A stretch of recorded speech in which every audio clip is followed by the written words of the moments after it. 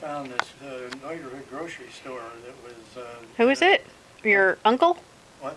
Who is this? My grandfather. Oh, your grandfather. Yeah, he was probably in his late 80s or early 90s at the time.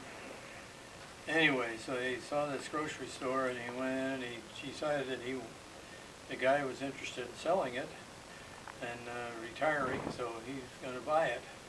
And so he talked to my dad, and my dad went up with him, and my brother and I were with him at the time too. And they were talking about the store and how much it was and all that, you know. He said, well, then we got to figure out how much stock is in the store, you know, and how much you're going to pay for that, right? So they were going around and checking the stock in the store, and they come to the soda pop area. And he says, my grandfather was a very strong Southern Baptist. And that's, as a matter of fact, the school that he was teaching in was the Southern Baptist Bible College. Mm. Anyway, he saw the soda pop, and he says, oh, well, he says, I could never sell that, you know, that's against my religion. Mm. And the owner of the store says, what kind of a nut are you anyway? Literally, that's what he said. What kind of a nut are you anyway? He says, all the kids in the neighborhood come in here to get the soda pop. Get out of here. He kicked us out. He wouldn't sell you the store because you wouldn't sell soda pop? Right. That's so funny. So anyway, went back up to his place, and they had a leak someplace in a house, and my dad decided to go down and under the house. It was a house that didn't really have a basement, it had a dugout area under it, you know. Mm. And so he was going to check and see, and he found that the leak was pretty bad. Mm. And so he got my brother and I with shovels, and he couldn't get underneath the floor because it was too low. Mm. But he sent us back in there, and we dug out the mud, the muck, Ooh. from the leak. It was a water leak? Laying in the mud almost. It was a water leak? It was a water leak. Yeah, ew. We didn't know, I had no idea where it was coming from, you know. But then my dad tried to divert the leak somehow. I don't remember what he did, but my brother and I did not appreciate working. Having to be in the mud. Gross. Yeah, and every day my grandfather would walk to downtown Kansas City, Kansas, and go to the library down there and spend half a day, you know, down at the library. But it was about 10 miles to the library. Wow. But he walked it every day. Now this was your dad's dad? Yes. I gotcha. Smith. Your Grandpa Smith. Yeah, and they came over. He claimed that his ancestors came over on the Mayflower. Wow. And he would tell us that, and my grandmother would say, oh, hush up. She says, nobody ever believed that, you know. But my dad said, well, he was pretty sure that they came over during that period, you know. And they lived in New York State, but Syracuse, I guess, for quite a while. And then they moved out to Kansas City. But he was definitely one time he decided that he wanted to go to Oregon. I think it was Oregon where his brother lived. Oh. And he told my grandmother that he was going to find a way to get to Oregon to visit his brother. And she kind of laughed it off, you know.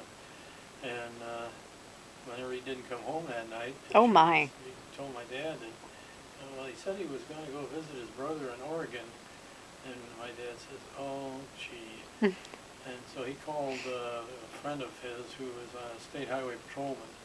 Yeah? And he told him that he thought maybe his dad was on the road hitchhiking to Oregon. Oh my goodness. Did they not have a car? No. No? No car. He didn't have a car at all.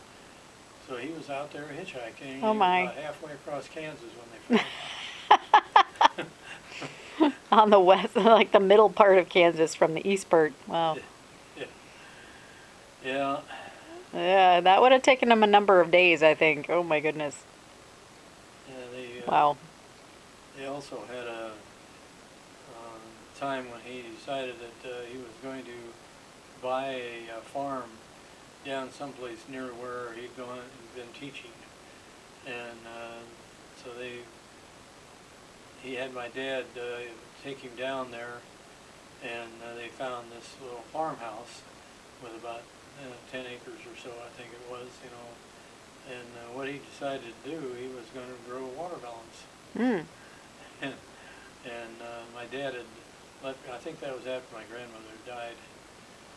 But anyway, he was left down there on his own, Oh. and he started growing watermelons. And my dad went down after the watermelons ripened, and what he was doing, he was trying to sell them to the people, the local people, Mhm. who all had watermelon patches Oh. themselves. They're like, we don't want your watermelon. Yeah, so they didn't need that. So my dad came home with a whole carload of watermelon, and my brother and I went out and sold watermelon. I guess so. And he told him after that, I think that's when I don't remember what the timing was, but I think he ended up coming back to Kansas City then. Did your dad have other brothers and sisters? One brother, that was Aunt Jerry's husband. Ah. And Larry was military. He was in the service in Korea. Oh, is that who you're named after? What's that? Is that who you're named after? Well, Larry? theoretically, yes, but my mom says no.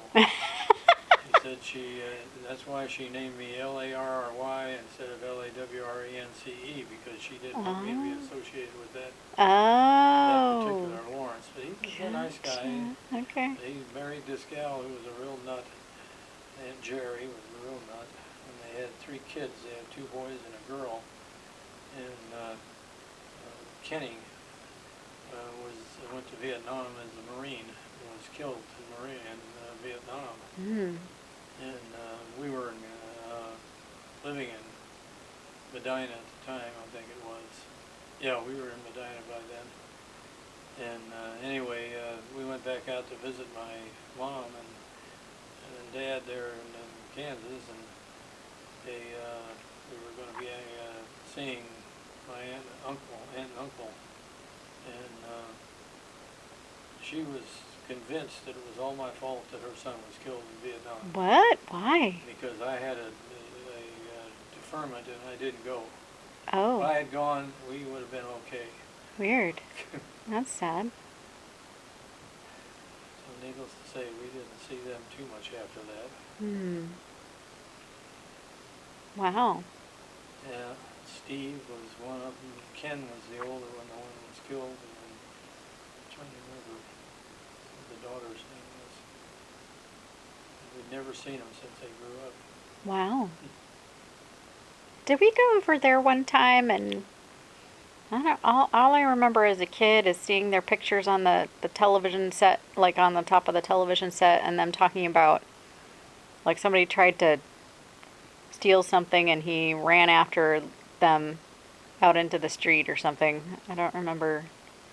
I don't remember. I think it was after Grandma and Grandpa died. I don't remember who we visited. Somebody I hadn't met before. Oh. Yeah, and my aunt and uncle actually, after Jerry died, he got remarried, and we went out to visit him. They lived in Colorado. I think it was Colorado where they lived. And so we actually were able to meet his wife, and they had a tornado through there, and they went to the basement, and the tornado had cleared and went up, and the house was totally gone. Whoa. Wow. So they survived the tornado in the basement. Wow. That's remarkable. Yeah, I think that was Denver. Now, Sally is on your mom's side, right? What? Cousin Sally? Yeah. She's on your mom's side? Yeah. No. No. Yeah, my mom's side. Yeah. Yes. Yes. That was Uncle Vic. Crazy Uncle Vic. Crazy Uncle Vic, which was your mom's brother. Brother-in-law. And that was Sally's dad. Sally's dad, and her mom was named Hilda. My Vic and wife's- Hilda. My mother's sister. Maybe that's who we visited. I don't know. Yeah, they were both Swedes, Mm-hmm. Swedish women. And Vic was a full-blooded Cherokee. Oh. And his dad, every once in a while, came around and he was a drunk. Hmm. Drunken Cherokee Indian. Now